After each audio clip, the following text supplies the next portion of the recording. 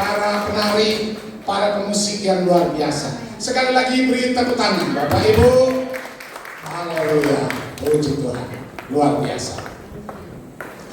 Saudara-saudara yang dikasihi oleh Tuhan, saya percaya bahwa di hari ini adalah hari yang terakhir di program kita di rally doa penantian.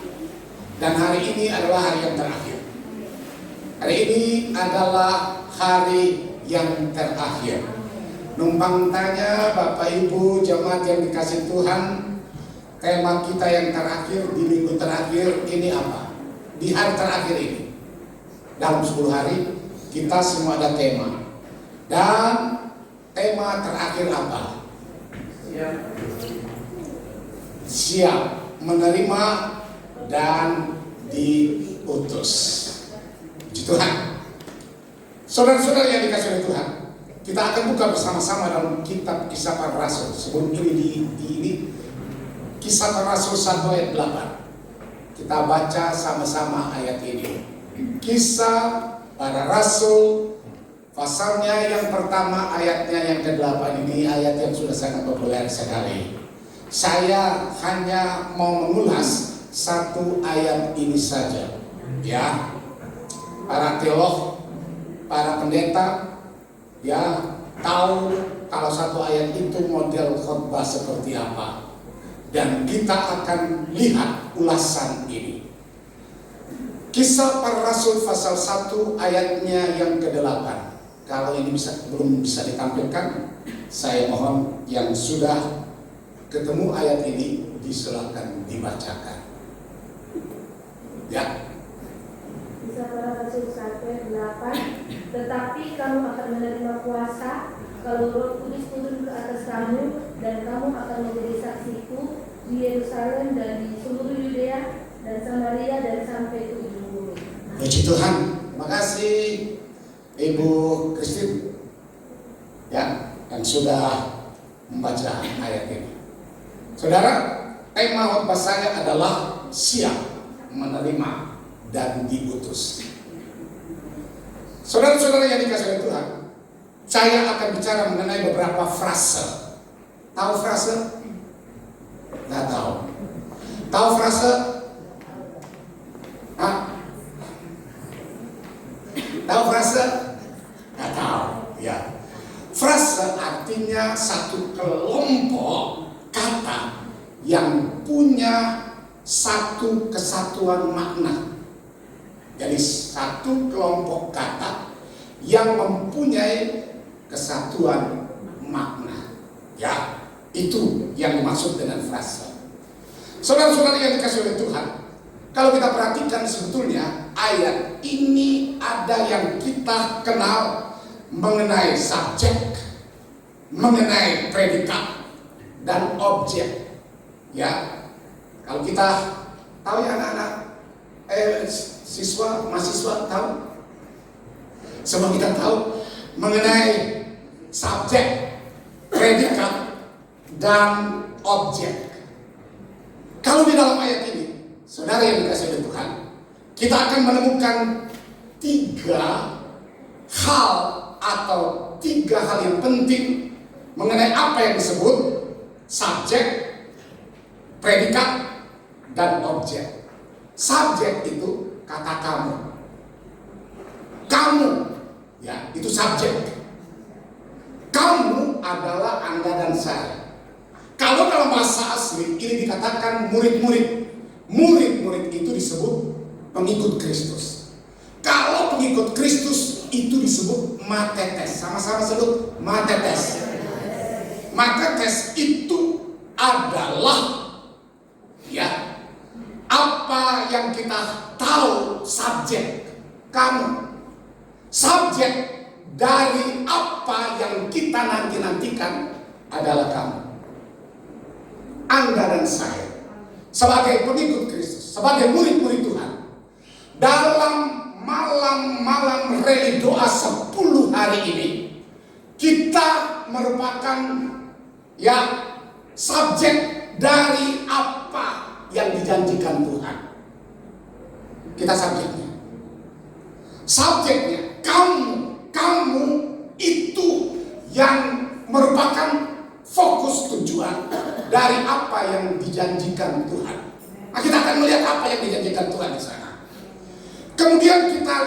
lagi mengenai kata akan menerima. Kata apa itu? Halo? Apa kata? Predikat. Ya, ini akan menerima, itu predikat. Kalau tadi adalah subjek, kamu, dan akan menerima, itu disebut predikat. Kemudian kata yang berikut itu yang disebut objek. Objek itu apa? Objek itu apa di sini? Kuasa. Siapa yang bilang kuasa di sana? Hah? Dileri. Wah. Siapa ini? Minta deh. Waduh. Nanti dapat hadiah ya. Ya, Bapak Ibu, itu adalah apa? Objek. Objek itu kuasa. Dan kita lihat dulu dari frasa ini. Perhatikan baik-baik, saudara. Kata yang pertama, kamu. Kamu, kita. Perhatikan baik-baik, kenapa ini penting? Penting oleh karena Anda adalah merupakan subjek yang sangat penting untuk menerima kuasa. Kamu akan menerima kuasa. Kuasa ini adalah bukan kemampuan manusia, karena kemampuan kita terbatas. Tetapi kuasa yang dijanjikan di sini adalah kuasa yang tak terbatas. Katakan kepada kiri kanan, kuasa yang tak terbatas. Kalau kuasa yang tak terbatas itu mampu menembus hal yang sulit sekalipun, itulah kuasa. Kuasa itu, sekali lagi, ini merupakan mandat. Katakan mandat. Mandat bagi kamu, mandat bagi Anda dan saya. Kuasa yang diberikan oleh Tuhan sekali lagi bukan kuasa manusia, bukan kuasa mistik, bukan kuasa penguasa-penguasa di udara. Karena kuasa penguasa di udara sudah ditaklukkan oleh kuasa yang tak terbatas. Ini adalah kuasa yang dijanjikan oleh Tuhan bagi gerejanya. Kuasa ini yang dijanjikan Tuhan.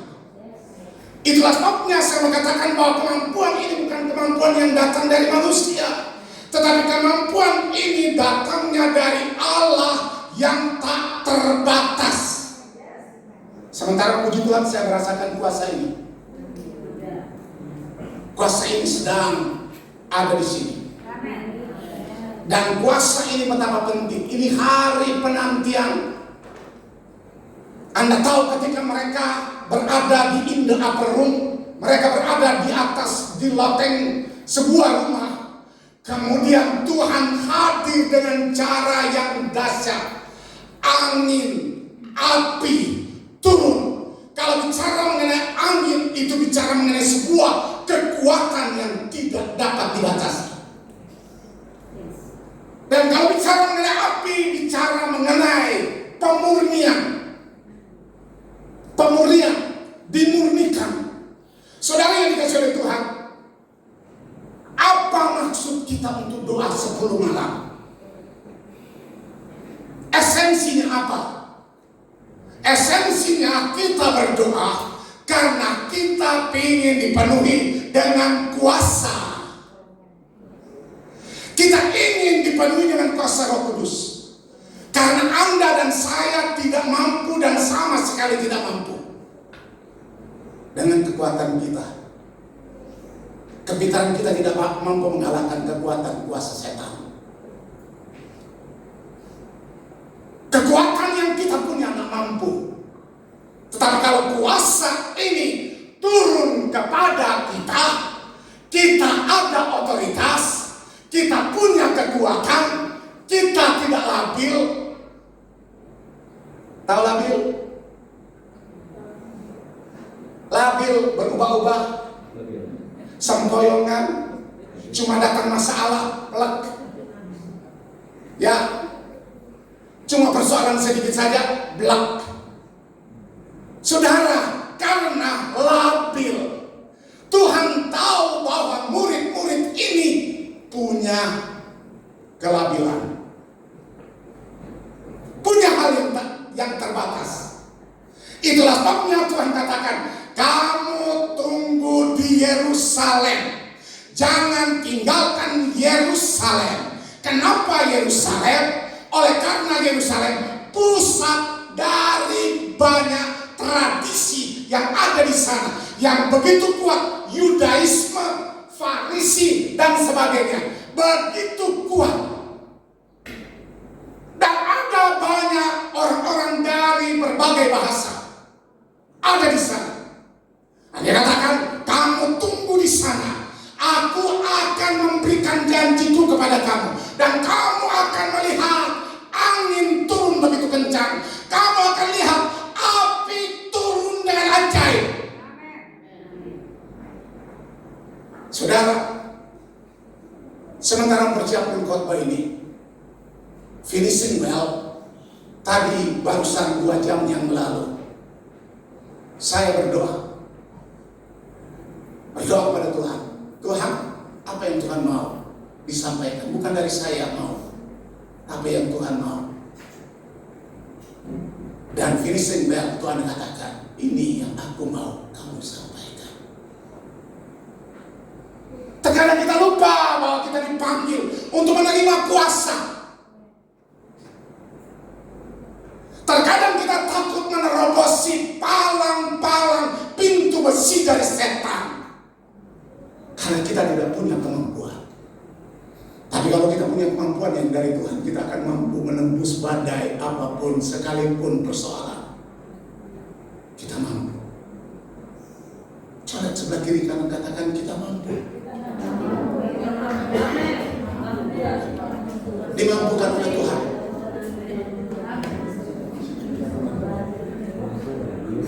Tadi ketika Pastor Morgan, tadi ada insiden sedikit di gereja.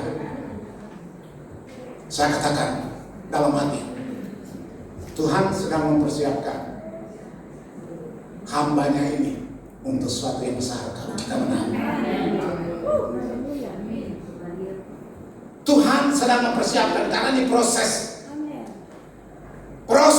Tuhan untuk kita. Barangkali kita sedang lagi menghadapi proses Tuhan.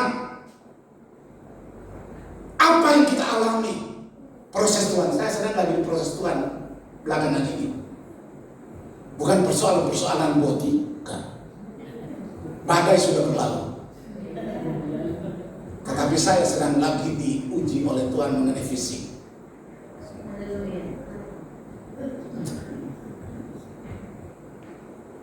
Tapi ada yang bilang kepada saya tadi, loh papiku, tambah muda aja.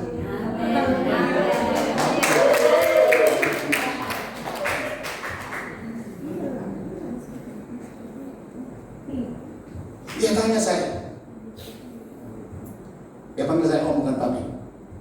Om, sudah usia berapa? Saya sampaikan usia saya, dia kaget. Nah, masa sih? Maunya 17. Ini sweet 7 up, bukan sweet 17. Tetapi yang saya tahu bahwa ada kuasa di dalam diri ini. Yang saya tahu bahwa Tuhan akan mampukan. Yang saya tahu Tuhan akan sembuhkan.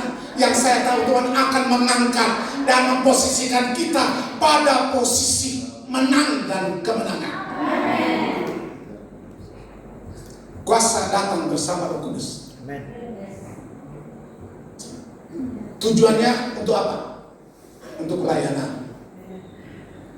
Sebentar kita akan lihat frase yang berikut. Bukan buat pamer. Enggak.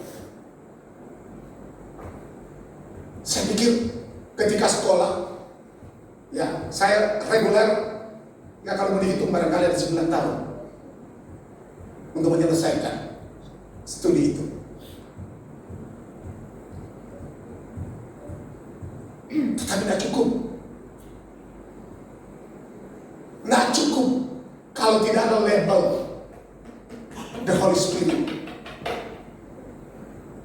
Tidak cukup kalau hanya sekedar kekuatan akal. Walaupun itu penting dan perlu Bapak Ibu, tapi itu tidak ada gunanya sama sekali kalau tidak ada kuasa ini. Kamu akan menerima kuasa. Kata akan di sini Bapak Ibu, kalimat apa ini? Hah? Kalimat past tense, present atau future? Future. Belum tahu. Belum. Itulah sebabnya 10 hari ini dalam rally doa ini kita dipersiapkan untuk minta. Kalau kita belum mampu, minta kemampuan dari Dia. Kalau kita labil, minta kekuatan supaya kita stabil. Stabil.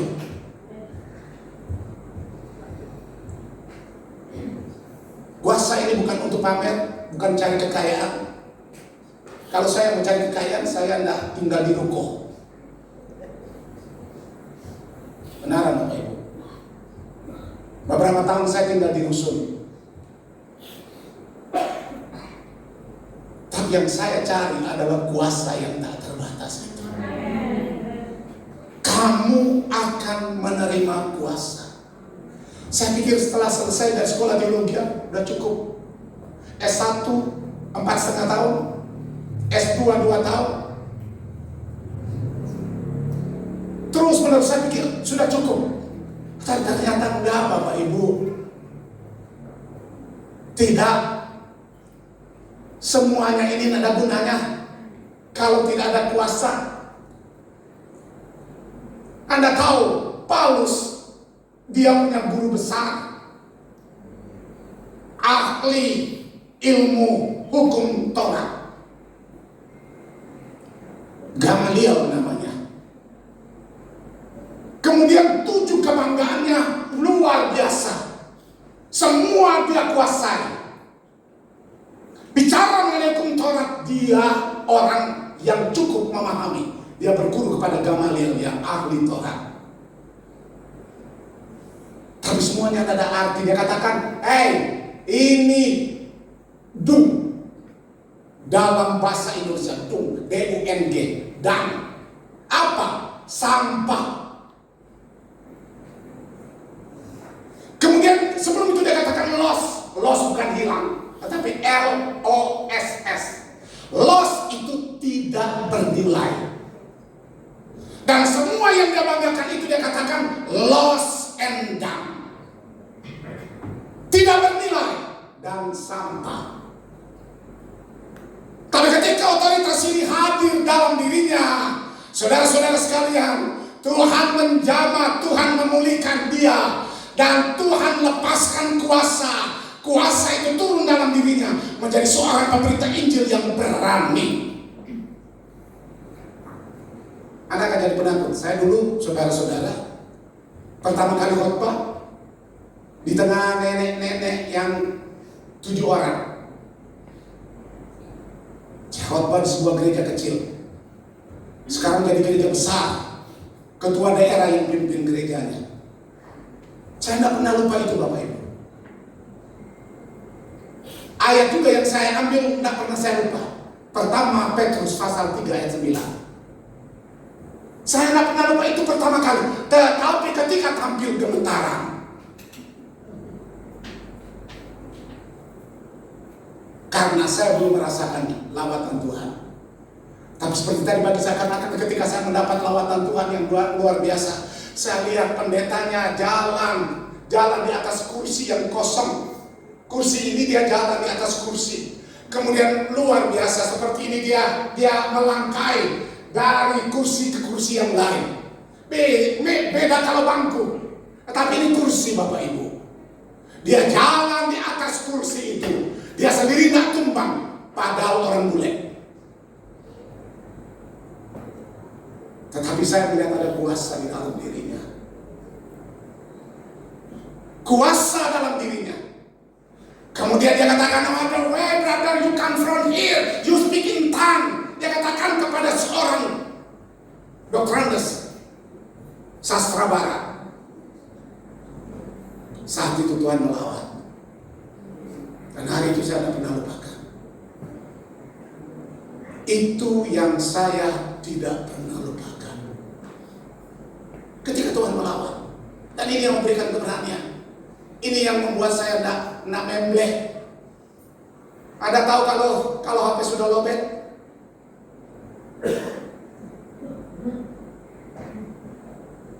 Tahu kalau HP sudah lobet? Bahaya kalau iman Anda sudah lobet.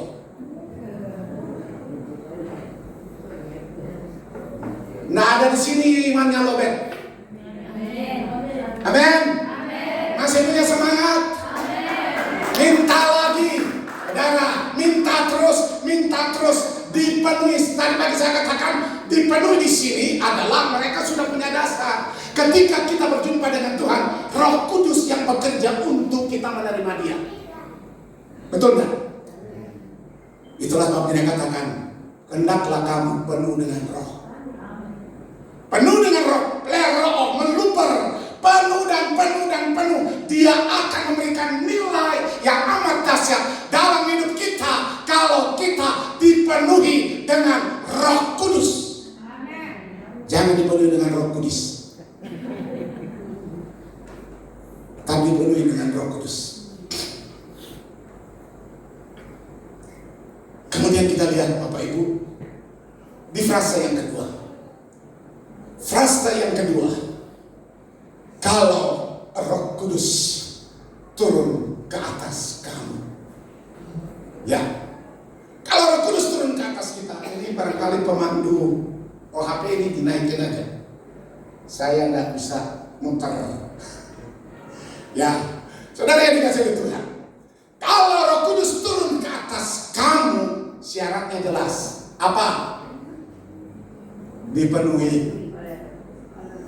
Kalau dipenuhi oleh Roh Kudus, digerakkan oleh Roh Kudus. Kalau digerakkan oleh Roh Kudus, pasti the best. Kalau digerakkan oleh Roh Kudus, pasti ada hasilnya. Kenapa? Oleh karena kuasa. Saudara, itulah sebabnya tanggal 7 Juni ini kita bersatu. Ada seruan untuk bersatu dalam pujian, dalam doa. Kita menahan, kita menolak perang dunia ketiga. Kita minta supaya banyak orang yang sudah bertobat, terima Tuhan Yesus Kristus, baru Dia datang.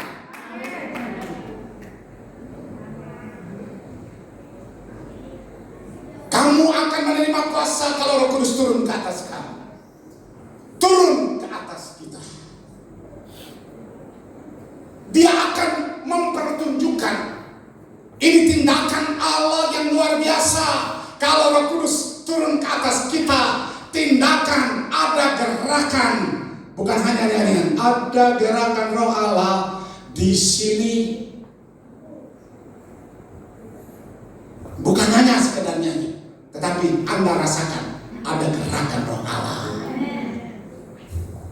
Ada gerakan Roh Allah di sini, di hati, di hidup, di jiwa, dalam roh, di hatiku. Ada gerakan Roh Allah di sini.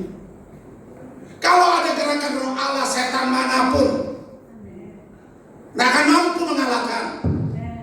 Setan kekurangan dana, kekurangan uang, pekerjaan terganggu. Setan itu kita kalahkan dengan kekuatan Roh Kudus yang turun ke atas kita. Ini penting supaya kita ada hasilnya. Allah yang bekerja, bukan usaha kita sendiri, tetapi kita harus mesti membuka wadah hati kita. Tuhan, inilah aku, utuslah aku. Tuhan, ini saya. saya mengatakan, utus aku. Kemanapun Tuhan akan suruh, saya akan pergi. Walaupun ditinggalkan istri sekalipun, walaupun ditinggalkan suami sekalipun, walaupun ditinggalkan oleh orang-orang yang dekat sekalipun, saya akan tegar berdiri untuk pergi melaksanakan amanat Tuhan dalam diri saya, menerima dan siap diutus. Amin. Sudah berapa banyak jiwa selama ini Anda saksikan kemudian dia terima Tuhan? Atau Anda suruh gembalamu yang cari jiwa? Kalau Anda tahu yang melahirkan domba adalah domba, bukan gembala.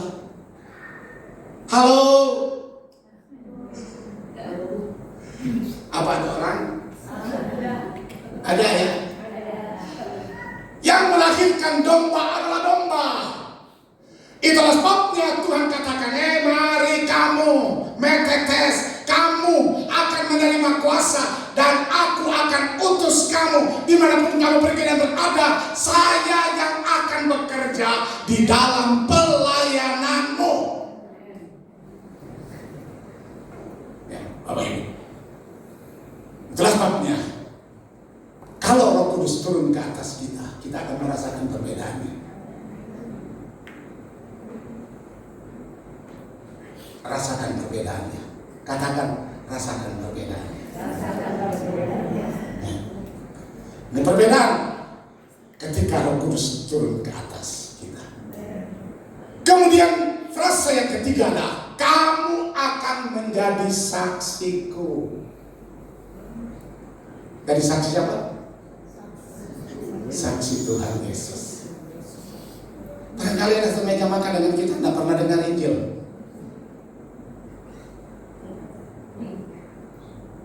Malah ada satu rumah dengan kita tidak pernah mendengar Injil.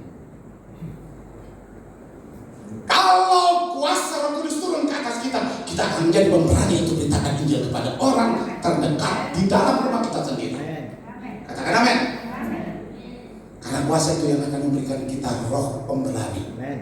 Bukan roh pengejut, tapi roh pemberani. Nah, ketika kita sudah dipenuhi dengan Roh Kudus, so pasti kita akan tampil beda. Colek sebelah kiri kanan, kita mau tampil beda. Tampil beda. Waduh, luar biasa. Walaupun sakit-sakitan, 10 hari tidak buka warung. Haleluya. 10 hari tidak buka warung. Kemudian ada satu peserta katakan, tapi banyak duit.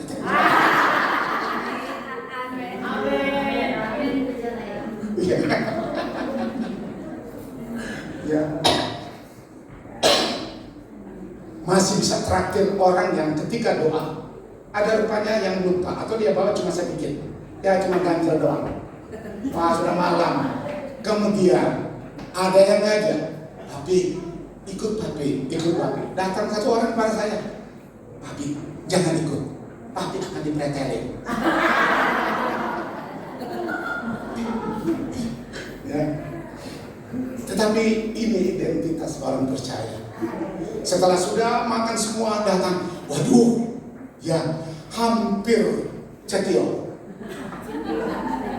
Tahu cetio? Ya, hampir 1 juta. Wah, 1,5 juta lebih.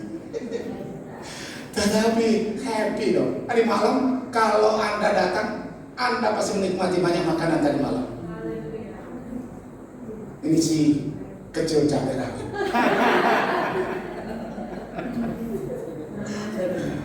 Saudara-saudara yang dikasihi Tuhan, ini saksi orang yang menceritakan kasih Tuhan yang dia sudah lihat, yang dia sudah alami, bukan hanya sekedar retorika, bukan hanya sekedar akal kita bicara, tetapi yang kita alami bahwa Allah bekerja secara dahsyat dan luar biasa dalam diri kita. Nah, ceritakan Allah itu dahsyat berkuasa. Itu Allah kita yang dahsyat.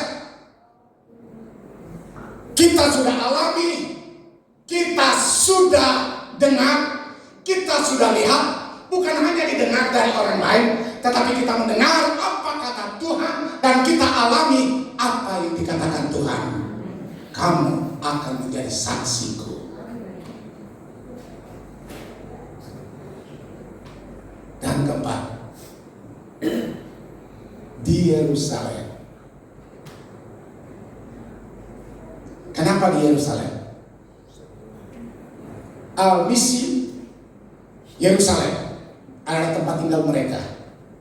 Jangan dulu kita ke Yudea sebelum kita selesaikan Yerusalem. Halo? Halo? Jangan dulu ke Yudea, Samaria, apalagi sampai ke ujung bumi sebelum kita beres di Yerusalem. Anda tahu? Demi kode etik saya mau sebut namanya. Mau ditakbiskan. Tiba-tiba selesai, mami datang ke saya. Dia bilang, ini ada pendeta yang sedang lagi proses untuk perceraian. Waduh. Ini oleh karena Yerusalem tidak beres. Tapi kalau Yerusalem beres, pasti akan lebih baik perjalanan selanjutnya. Saya tahun 1983, saya dipanggil oleh Badan Pengurus Pusat dari saudara kami. Pak, kami mau Bapak pilih 2 hal. Bapak pimpin gereja GSJA di Ambengan, Surabaya. Tawarkan saya, tanya kepada sinode. Bapak terpilih untuk melanjutkan pelayanan ini, sudah ribuan jemaatnya. Gerejanya gede di Ambengan Selatan, Surabaya. Bapak diproyeksikan untuk memimpin gereja ini. Dan kedua, kalau Bapak tidak siap, kami mau angkat Bapak jadi evangelis nasional.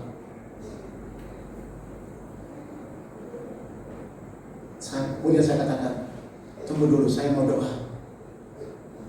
Apa ini maksud Tuhan dalam diri saya atau tidak? Tapi ketika saya berdoa, Tuhan jawab, Yerusalem dulu tempatmu sekarang. Itu selesaikan dulu Yerusalem. Yerusalem itu gereja yang kami buka. Gereja ketika kami ditempatkan di sana, Bapak, ini gereja sidang pembina. Kalau sidang pembina itu otonom. Tetapi kami diberikan tempat bekas parkiran, garasi mobil. Ini gereja pembina, Bapak. Waktu itu sebentar lagi Angel akan lahir. Saya nangis, Tuhan, kenapa Tuhan bawa kami di sini? Kenapa bukan di tempat yang istimewa? Kemudian Tuhan katakan, Anda tahu, Yesus lahir, Yesus Raja, Raja di atas segala Raja, lahir di kandang domba. Dan benar, walaupun Angel lahir di puskesmas, rumah sakit puskesmas, klinik, Bapak Ibu, si Lisa masih umur 5 tahun, ya sudah kelas 1.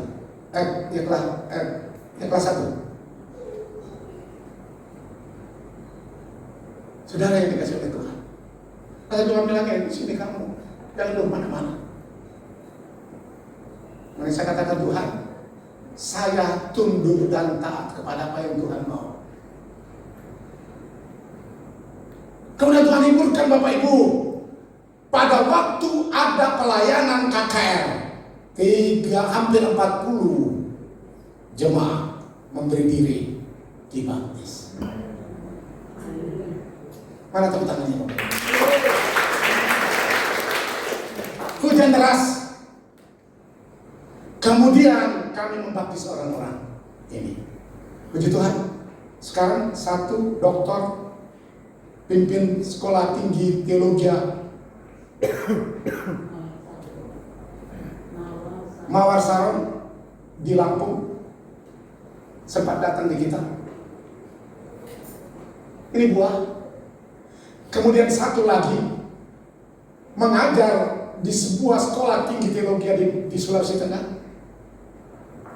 Kemudian satu lagi jadi kepala sidang yang ada di Lampung. Saya lupa ada baju, mereka semua ambil berhasil. Kalau saya sudah angkat, Yerusalem tidak beres. Jelas bab tidak katakan tunggu di Yerusalem, maka kamu akan merasakan janji Tuhan di sana. Dan di sana saya merasakan janji Tuhan yang dahsyat bekerja secara dahsyat dan luar biasa. Ya. Kenapa di Yerusalem? Oleh karena tempat tinggal mereka di Yerusalem. Tempat yang paling susah. Kenapa di Yerusalem? Karena di Yerusalem murid-murid Tuhan ditolak. Di mana? Di mana? Yerusalem di apa? Ditolak. Kita belum ditolak Bapak Ibu. Tinggal di Yerusalem. Injil harus mulai dari tempat di mana kita berasal. Tuntaskan tempat di mana kita berasal. Dia suruh di Yerusalem. Dan di Yerusalem itulah Tuhan menghadirkan kuasa adikodrati.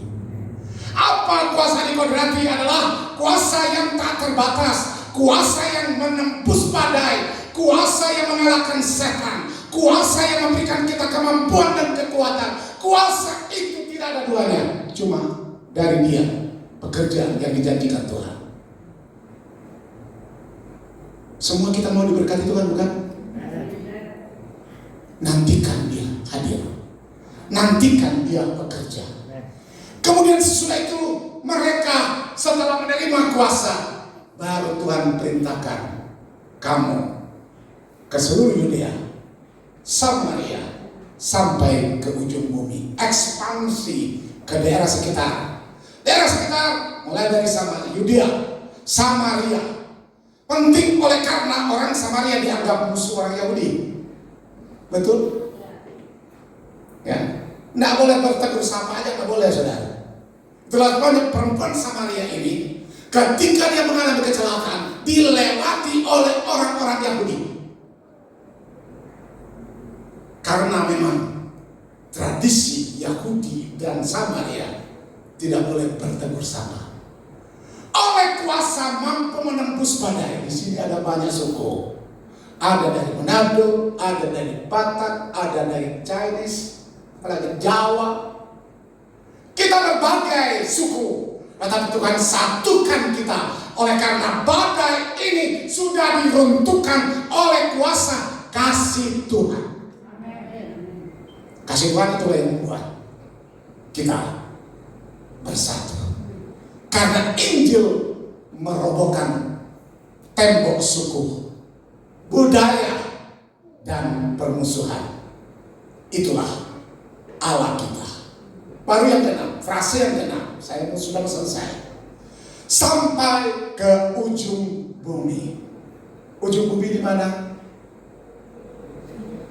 Penumpang tanya. Ujung bumi di mana? Mau ke Eropa? Mau ke Papua?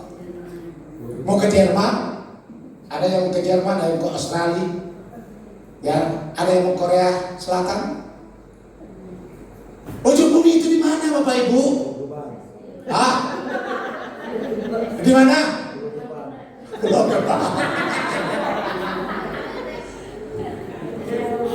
Ujung bumi adalah ujung akhir dari perjalanan hidup kita.